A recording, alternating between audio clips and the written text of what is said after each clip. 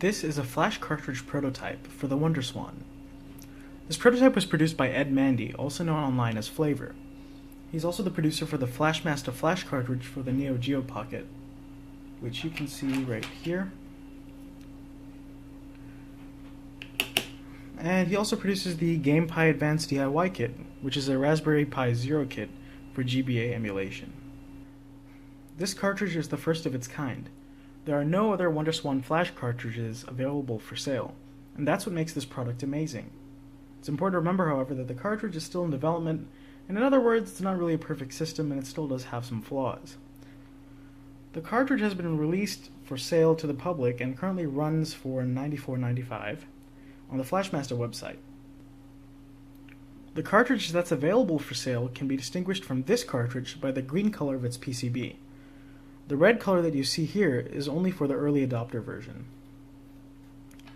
Here we have an original WonderSwan color cartridge, Golden Axe. You can see that they're very similar in dimensions. They're the same in width, and they only differ in height by about 1.4 millimeters.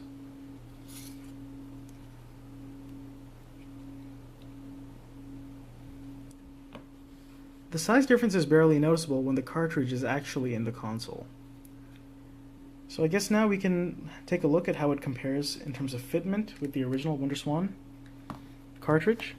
Here we have a WonderSwan crystal. As you can see, the original cartridges for WonderSwan fit in right with this bezel line here. The flash cartridge, however, stops at the top of the actual console, right there. This isn't really noticeable when you're holding onto it. It doesn't really poke out either. Your hands are usually never in that area. As you can see, the cartridge also has micro USB and micro SD connections. It's important to notice that the micro SD slot is currently still in development and does not currently function with the cartridge's menu system. Speaking of the menu system, the cartridge has 16 slots for ROM files, the first of which is for the menu ROM. So in other words, the cartridge can take 15 ROM files that are actual games. Not all ROMs work 100%. Some work out of the box, while others require a patch to work properly, and a small number of them don't work at all. I'll include a list of the ROMs that work, and those that don't work, and those that require a patch, here.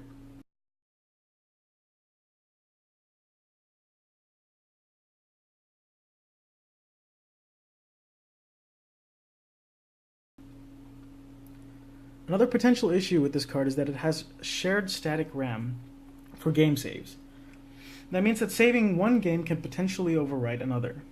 There's a future patch planned for this issue, where the SD card will be used to back up and restore the static RAM.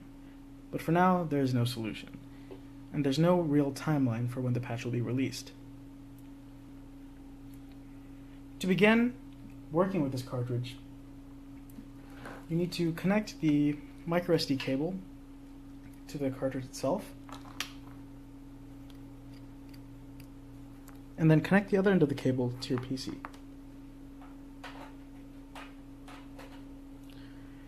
You can tell when it's connected because of the red light. Let's continue this on the PC itself.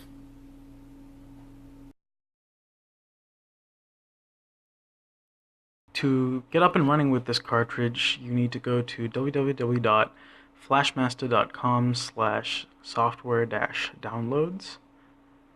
Oh, bit of a typo. So you get to this page, there'll be two main bits of software we need. The first of which is Zadig. Zadig gives you your USB drivers. Make sure to select the Windows, Vista, or later version. And next is the Flashmaster 64-bit zip. That is if you're running 64-bit Windows. If not, use the 32-bit. Once Zadig's downloaded, you've got to run the program, and I chose not to allow it to check for updates online. This bit of the installation was a little troubled. Zadig did not want to really properly recognize the USB here. Here you can see it's plugged in, but it does not have a driver listed for the flash card. So after unplugging it and plugging it back in a number of times, we finally got the thing to recognize. You can hear the chime, so I went to options, list all devices, and I found that this would give a list of all my USB devices, after which I could select the Flash Masta USB. And here you can see the driver is selected, and now we can click replace driver.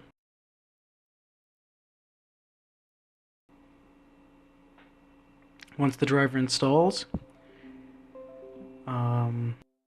you are ready to run the Flash Masta software, which you should have extracted.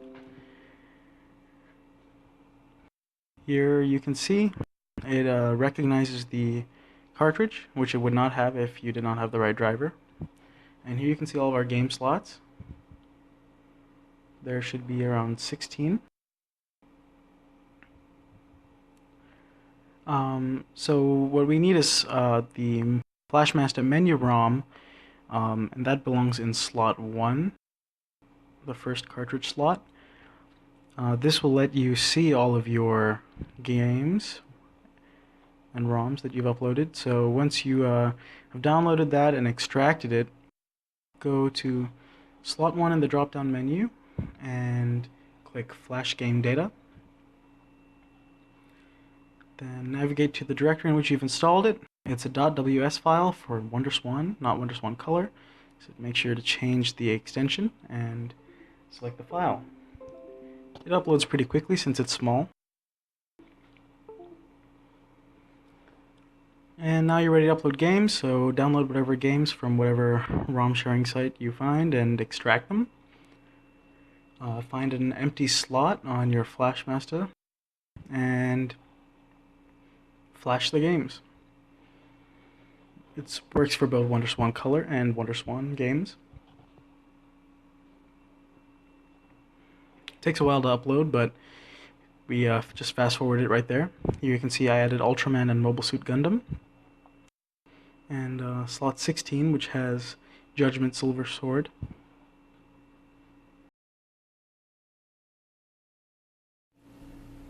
So let's test this cartridge now that we've added some ROMs to it. We'll begin by inserting the cartridge into its slot. Fit very snugly. Let's clean the screen.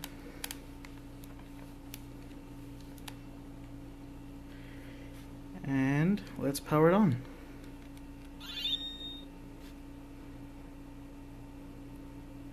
Here you can see the loading menu. That's what we put in slot 1. And every game that we added is visible.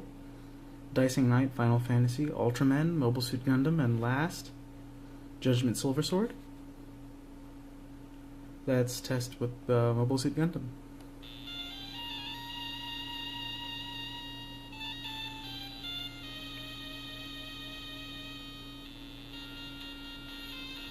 Looks pretty clear so far. Sound is great. Video is great.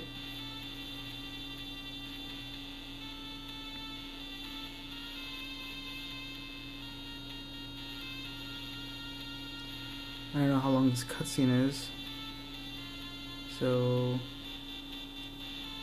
let's skip. Oh, you can't skip. Maybe you can. There we go. New game or load? Well, I haven't played this game before, so let's go with new game. Another cutscene.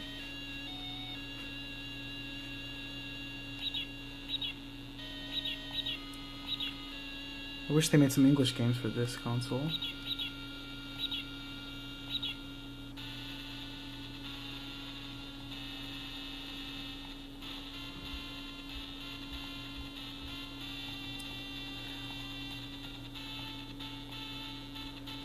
Well, you can see this game works pretty well. Let's test the others by restarting.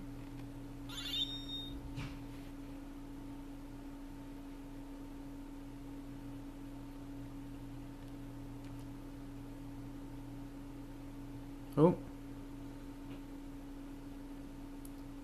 Okay, I guess it was just testing the RAM. Static RAM. Judgment Silver Sword. A vertical game. Seems to work pretty well. Loaded just fine. Demonstration. Press any key. Actually looks like a pretty fun game.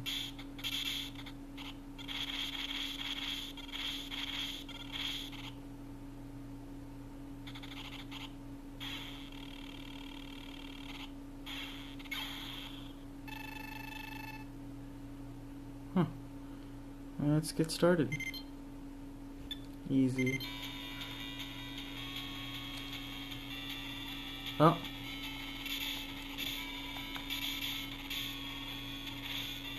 Yeah, it's playing just fine.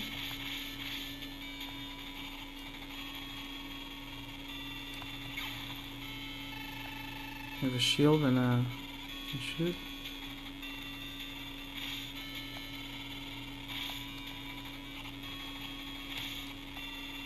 Yeah, it plays great. Let's see if we can save it somehow. No pause. Never mind. But I'm assuming that SRAM check was to see if there was enough space in the RAM to save.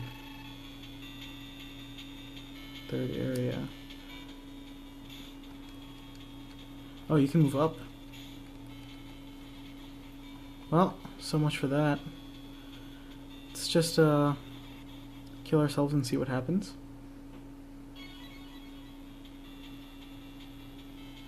Nice recovery. Well, that's enough for this.